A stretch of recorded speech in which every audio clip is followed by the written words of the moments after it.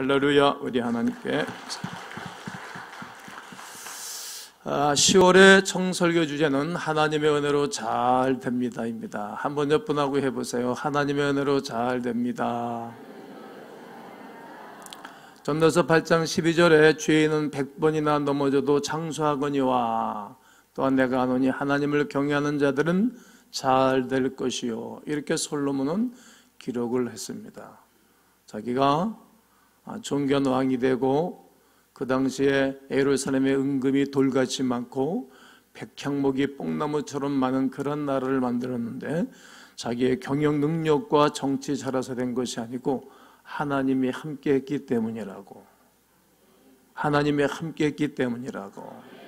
하나님의 은혜로 잘 됩니다. 창세기 설교를 통해서 창세기의 은혜 첫째 말씀을 드렸고, 둘째 주에는 출애굽기의 은혜, 법을 주시는 하나님에 대해서 말씀을 나눴고, 지난주에는 좋은 소식, 아름다운 소식의 은혜의 말씀을 드렸습니다. 오늘은 마태복음 1장 1절로 17절 말씀을 통해서 마태복음의 은혜, 따라해 보실 거예요. 마태복음의 은혜가 있습니다. 마태복음에 기록된 예수 그리스도의 계보를 통해서 우리에게 주시는 하나님의 은혜가 있습니다. 또 말씀이 있는 것입니다. 그것을 찾고자 하는 것입니다. 성경에는 예수님이 저와 따르는 사람들이 있었고 반대로 예수님이 무척 싫은 거예요. 그러자 늘 그를 회방하고, 그리고 예수님의 무리들을 어렵게 하고 결국은 예수님을 고발하고 팔아서 매를 맞게 하고 죽게 했던 사람들이 있었습니다. 지위와 위치에 따라 나를 좋아하는 사람도 있고 싫어하는 사람도 있어요. 성경에서 배우게 됩니다. 예수님을 좋아 따르던 사람들 중에는 자기 집으로 초청해서 예수님 식사 대접을 거하게 차려서 대접해드린 사람들도 있었고, 자기 처지와 비슷한 사람들에게 복음을 전해줘서 예수님을 만나도록 해준 사람들도 많습니다. 열문둥이 사건 같은 경우에도 보면 비슷한 처지의 사람들이잖아요. 사람은 끼리끼리 만나니까 말이죠. 이게 보니까 제비는 제비들끼리 날아다니고, 학은 학끼리 날아다니고, 비둘기는 비둘끼리 날아다니고, 참새는 참새끼리 날아다니잖아요. 이처럼 비슷한 사람들을, 예수를 만나게 해주었습니다. 그러나 무엇보다도 예수님이 직접 지명하여 초청한 사람들이 있습니다. 오늘 본문을 기록하고 있는 세리 마태는 우리 주님이 세간에 앉아 근무하는 그를 하나님이 부르셨어요. 그는 사실 예수님께 초청을 받기에 마땅한 사람이 아니었습니다. 레위 지파의 이름을 따서 레위라는 이름을 가졌습니다. 그러니까 그의 아버지도 레위인이었고 쭉 거슬러 올라가면 성막과 하나님의 거룩한 일을 감당하는 아주 좋은 지파의 후손입니다. 이 출애굽기 32장 보면 재미있는 사건이 있어요. 모세가 이제 시내산에 올라가서 십계명을 받으러 올라갔는데 밑에서 그의 형 아론이 제사장인데 이들이 중보기도 하고 기다려야 되잖아요. 밑에서 금송아지를 만들어 놓고 우리를 인도한 신이라는 거죠. 사람들은 눈에 보이는 것이 있어야 믿으려고 그러고 이게 의지를 하고 그래요. 아니에요. 눈에 보이지 않는 세계가 얼마나 많은지 몰라요. 지식이 눈에 보이지 않는 세계잖아요. 공기도 눈에 보이지 않는 세계고, 사랑도 행동하기 때문에 이게 사랑이 있다 없다 보는 것이, 사랑이 속에 있는 건데 못 보잖아요. 그랬을 때에 우상을 만들고 있었습니다. 그때 다른 지파들은 송아지 우상에게 다 절을 했어요. 그런데 이 12지파 중에 레위 지파 사람들만 우상에 절을 하지 않았습니다. 한번 32장 26절을 다 함께 한번 읽어보셔야 됩니다. 시작.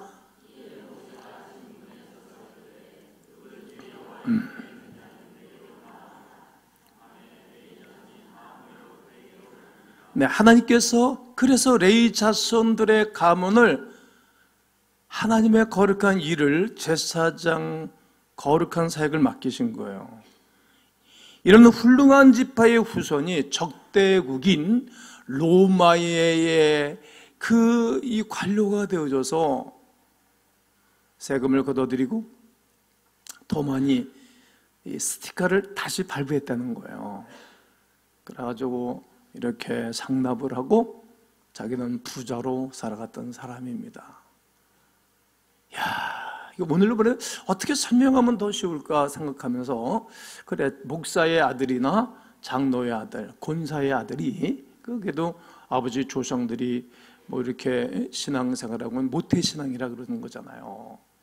근데 그 사람이 도덕과 윤리에 맞지 않는 다른 직업을 갖고 또 하나님의 사람들을 어렵게 하는 일을 하는 것과 똑같은 상황이에요.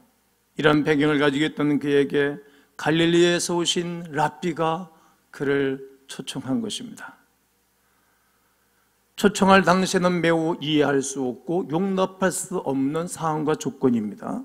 그러나 그는 예수님을 따라다니며 이해할 수 없는 더 많은 일들을 목격하면서 저분이 메시아인 줄을 알았고, 그리고 한층 시간 가고 세월 가면서 내가 어떤 일을 하며 살아가야 될 것을 분명히 아는 사람이 세리 마태였습니다.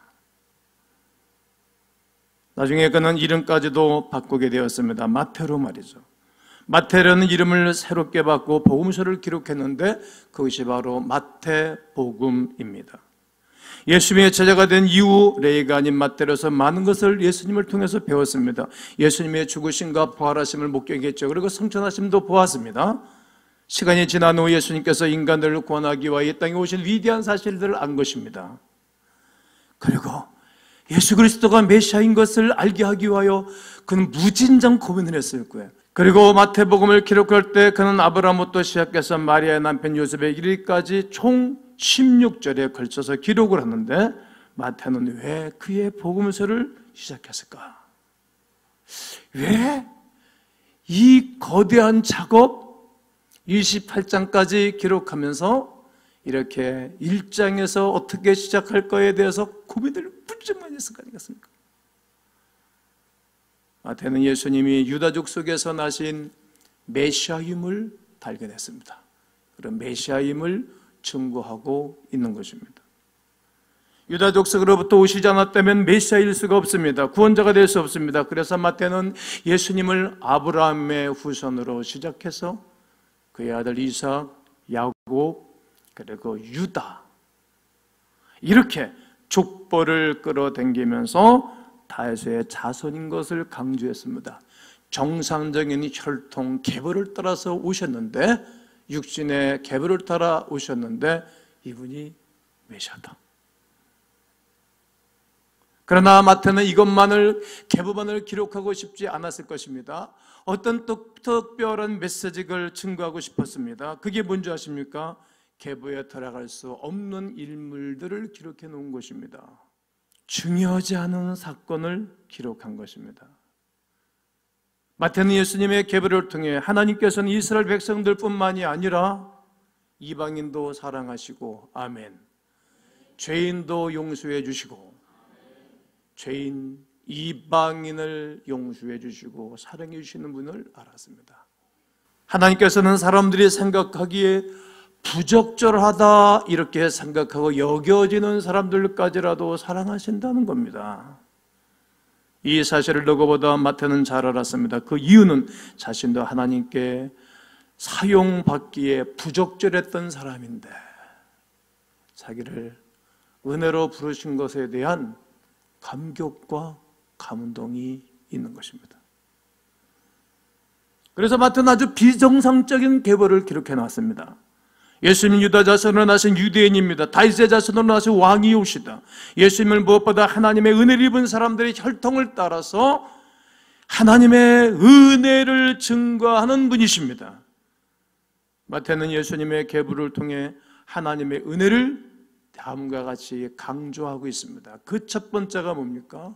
하나님의 은혜로 선택을 받은 것입니다. 훌륭하고 중요한 사람에 대해 후손들에게 알려주기 위하여 가문의 족보를 기록하는 것은 새로운 것이 아닙니다. 마태 당시 2000년 전에는 돈이 많거나 유명한 사람들은 사람을 고용해서 자기 가문의 이야기들을 적었습니다. 족보를 적었습니다. 스스로 높이기 위해서 말이죠. 그래서 사람들은 조상들의 성과를, 업적을 더 과하게 치부를 하고 가정에서 기록하고 좋지 않은 점들은 삭제를 했습니다.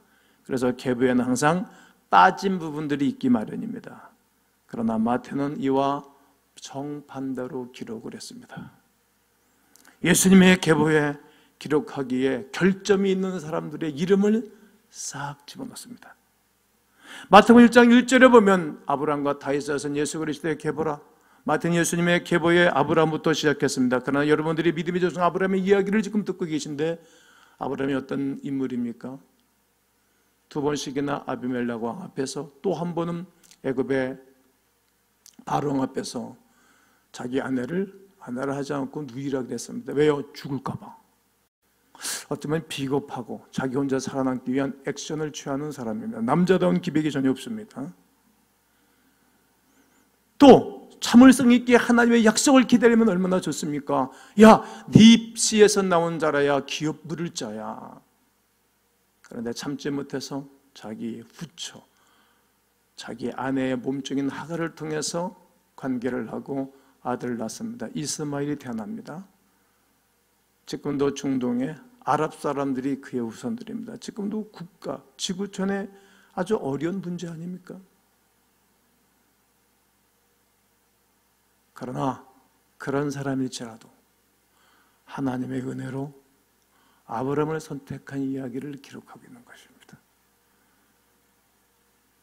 또 마태는 2절에서 아브라함이 이삭을 낳고 이삭은 야곱을 낳고 이렇게 설명합니다.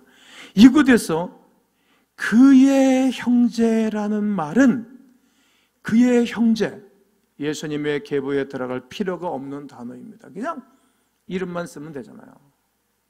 요셉을 종으로 판 유다와 그의 형제들의 이야기를 기억했을 것입니다.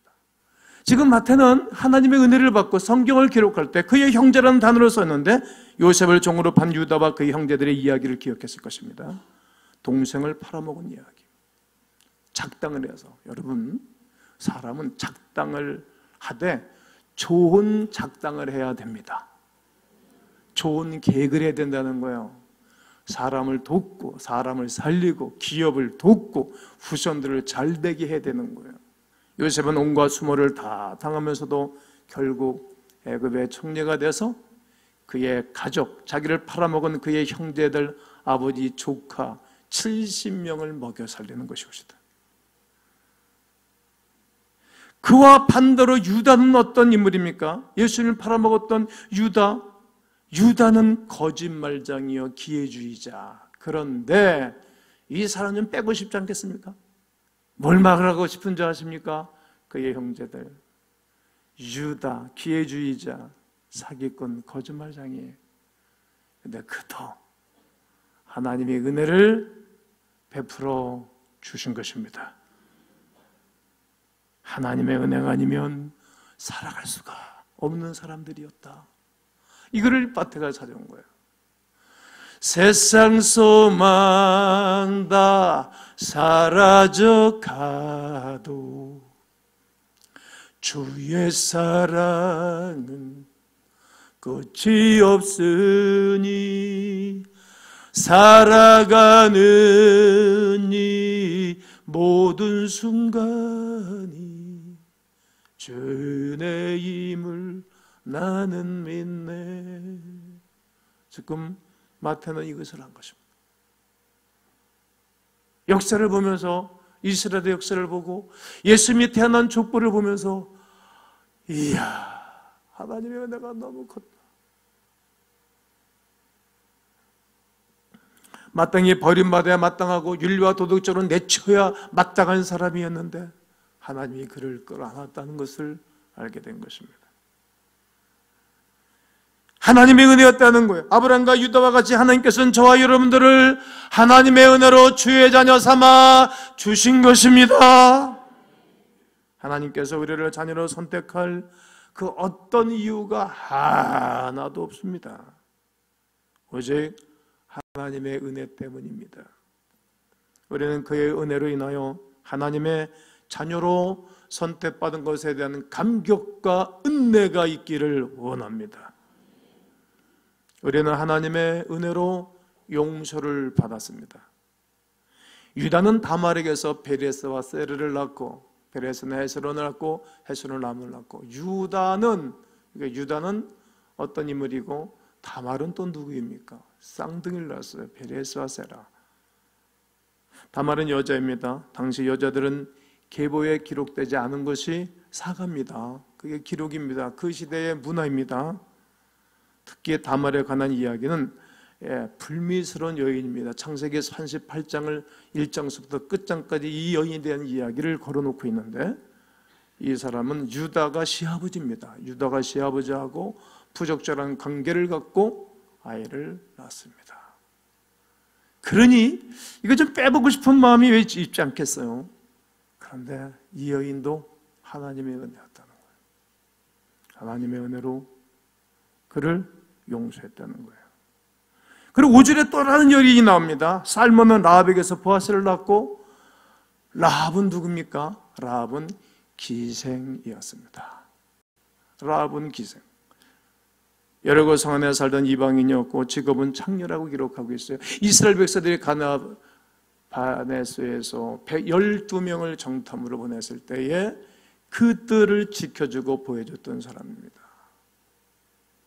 기록할 수 없는 여인, 빼버리고 싶은 여인인데 지금 마태는 기록하고 있습니다. 그 이유가 무엇입니까? 이방인이었지만 하나님의 이름을 듣고 회개한 여인들을 기록하고 있는 것입니다. 회개하면 하늘나라의 기록이 됩니다. 하나님께서는 은혜로 라합이 이스라엘의 가족이 되고 미래의 왕들의 조상이 되고 그녀를 통해서 메시아가 이 땅에 태어나게 했던 아주 존귀한 여인으로 기록하고 있는 것입니다. 계속해서 마태는 이렇게 기록했습니다. 살몬은 라합에게서 보아스를 낳고, 보아스는 룻에게서 오벳을 낳고, 오벳은 이새를 낳고, 이새는 다윗왕을 낳으니라. 여기엔 등장하고 있는 인물 룻, 라합에 비하여 그래도 룻은 아주 윤리적입니다. 도덕적입니다. 이 사람은 똑같이 모압 사람입니다. 모압, 암논 구약성경에서 읽을 때 나오잖아요. 이건 다 이방인이에요. 그리고 늘 이스라엘이 잘못하면 이 사람들이 박아서 이들을 깨우쳤던 사람들이에요. 방맹이를 쓴 사람들, 휘처리를 쓴 사람들이 모압, 암몬, 블레셋, 미디안, 또 나중에는 애굽, 그리고 아스리아, 바벨론, 로마, 그런 거예요. 이방 여인이었어요. 근데 이 여인이 자기 남편 엘레멜렉이 죽고 암몬과 두 아들이 다 죽었을 때에 나오미는 갈대로 갚버렸지만 말입니다. 자기 시어머니한테 딱 붙어가지고 도와줬던 여인이에요. 우상을 섬기던 모압 사람이었습니다. 그러나 그가 믿음으로 하나님께로 돌아와서 믿음으로 살더니 다윗의 증조모로 기록이 되는 거예요. 다윗 왕의 증조모 말이죠. 그러므로 성경은 하나님께서 우리 죄인들을 다 용서하시고 그들을 통해 메시아가 이 땅에 오셨음을 말해주고 있는 것입니다. 하나님께서는 은혜로 그들을 용서해 주시고 사용하고 계신 것입니다. 이들과 마찬가지로 우리들도 다 죄를 지은 죄인들이었습니다. 그러나 하나님께서는 은혜로 우리를 용서해 주시고 사용하시는 것입니다. 우리는 그 하나님의 은혜로 용서받은 것에 대한 감격이 오늘 거룩한 주일에 오신 여러분 모두에게 또 한 번 있기를 주의 이름으로 축복합니다. 어떤 죄와 허물이 있다 할지라도 우리 하나님 우리를 용서해 준다는 위대한 사실이 우리에게 흐르고 있는 것입니다. 또한 우리는 하나님의 은혜로 살아가고 있습니다. 전적인 하나님의 은혜입니다. 그 크신 하나님이 이 땅에 누구를, 다윗 같은 인물을 또 세우셨는데 다윗은 누구를 통하여? 우리의 아내 솔로몬을 낳게 한 것입니다. 다윗과 우리아는 누굽니까? 우리아는 그의 충성스러운 장군입니다. 다윗은 부인이 많았어요. 이건 참 큰 악인데, 왕이 되고 난 다음 악입니다. 가난한 사람들은 두 여인씩 두고 살질 못해. 돈이 있는 양반들이 두 여인도 거느리고 세 여인도 거느리죠. 분명히 사무엘 선지가 그가 왕이 됐을 때 임직식을 할 때 너 여러 여자를 두지 말라 그랬거든. 근데 둔 거야. 그러니까 어려워진 거죠. 솔로몬이 태어난 배경을 설명하고 있는 거예요. 많은 여인들 중에서 자기 신하의 아내 밧세바를 뺏어서 거기서 낳은 그 자녀가 솔로몬인데 솔로몬을 왕으로 세웠다는 거예요. 그리고 그를 아주 완전 무결한 죄를 짓기 위해서 그 우리아를 죽였으며 최전쟁 접견지에 보내서 말이죠. 죄는 쌍둥이로 짓는 거예요. 쌍둥이로. 음란죄를 짓고 살인죄를 졌어요. 다윗의 삶 중에 가장 치욕적인 사건이 아니었을까 생각해 봅니다. 마태는 이 계보에 이 사건들을 기록한 이유가 뭡니까? 우리들이 은혜로 선택받았을 뿐만 아니라 은혜로 살아가고 있는 것을 깨닫게 하기 위한 것입니다. 어떤 죄를 짓는 자라 할지라도 우리 중 아무도 하나님의 자녀로 살아남을 사람은 없습니다. 죄를 지은 사람은 죄 샀은 사망인데 그래도 하나님이 그를 용서하시고 그 은혜로 살아가도록 도우시는 것입니다. 우리는 과거에 많은 실패와 실수를 했을 것입니다. 그러나 아무리 많은 실패와 실수를 했다 할지라도 잊지 말아야 할 것이 있습니다. 정리. 하나님께서는 은혜로 우리를 이 땅에 살게 하시는 것입니다. 그 은혜로 살아가는 거예요. 지난날에 부끄러운 거 있으세요? 하나님 앞에 요청해야 되겠죠. 부끄러운 거 덮고 가셔야 돼요. 오늘 이 귀한 시간에 정리하고 가시기를 주의 이름으로 권면합니다. 하나님은 우리를 버리시지 않으실 것입니다. 하나님 우리를 미워하지 않으십니다. 언제나 사랑해 주십니다. 그의 은혜로 우리가 살아가게 하시는 것입니다. 예수님의 계보 속에서 아주 놀라운 사실들이 있습니다. 시아버지와 부족절한 관계 가운데 태어난 여인도 자기 동생을 팔아먹은 그의 형들도 살인자도 간음한 사람도 창녀도 하나님이 용서하신다는 거예요. 마태는 이것을 기록하면서 뭘 생각했을까요? 저는 이 설교를 준비하면서 저는 어떤 생각을 했을까요? 아, 나와 비슷한 사람들이구나. 너무 비슷하네. 나와 다를 것이 없네. 우리 가문과 별로 다를 게 없네. 그래, 하나님의 은혜가 꼭 필요하다. 그 은혜로 살아가야 하겠네. 이것이 오늘 여러분과 저에게 주신 하나님의 음성입니다. 예수님의 촛보 속에서 우리에게 주시고자 하신 하나님의 은혜의 말씀인 것입니다. 오늘 깨달아야 할 진리입니다. 마태는 예수님을 따르며 깨달은 것이 있습니다. 예수님은 하나님의 은혜를 우리들에게 보여주시기 위해서 이 땅에 오셨습니다. 예수님께서는 그 당시 다른 사람들이 받아들이기 어려운 사람들까지라도 다 받아들인 것입니다. 세상은 여러분들 받아주지 않습니다. 잘못해 보십시오. 안 받아줍니다. 실수해 보십시오. 안 받아줍니다. 그러나 예수님은 실수했을지라도 받아주시는 거예요. 그게 교회입니다. 그게 예수님의 품입니다. 다 받아주시는 것입니다. 예수님께서는 기적을 경험한 아무런 자격을 가지고 있지 않던 사람들에게도 기적을 행해 주셨습니다. 율법을 가지셨고 말씀하셨고 율법을 헌파하신 후에 율법 지키신 분은 예수님 한 분입니다. 그러나 율법을 지키지 않는 사람들도 용서해 주신 것입니다. 배고픈 사람들 먹이시고 병든 사람들 치료해 주시고 그리고 마지막 십자가를 지고 달려 돌아가실 때 옆에서 헛소리하는 사람도 끝까지 용서해 주시는 거예요. 그게 하나님의 은혜로 살아가는 사람들의 고백이라는 겁니다. 이것을 다 마태는 목격했습니다. 그리고 예수님이 보라하셨던 소식이 있을 때 그는 목격을 했고 그는 눈으로 봤고 손으로 만졌고 식사를 함께 했습니다. 3년 동안 말이죠. 그에게 예배를 드렸습니다. 목격한 것들을 기록한 것입니다. 성도 여러분, 오늘 저는 말씀을 다 증거했습니다. 여러분은 오늘까지 사시면 나는 그래도 괜찮은 남자라고 괜찮은 여자라고 고백하고 말하고 생각한 적이 있으십니까? 일어나 보시죠. 나는 윤리와 도덕적으로 부족함이 없어. 당신은 왜 이렇게 엉망진창이냐고 그런 적 없으십니까? 하나님 앞에서 모든 사람들은 죄인, 부끄러운 사람들.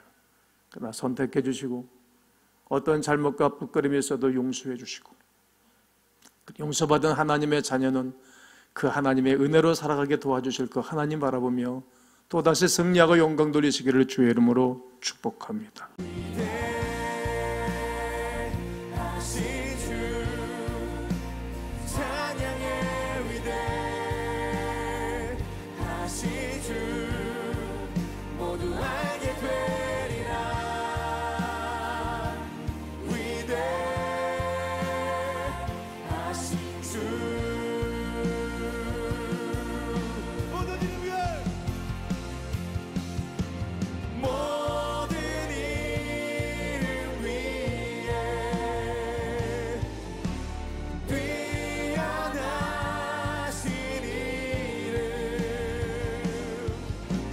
time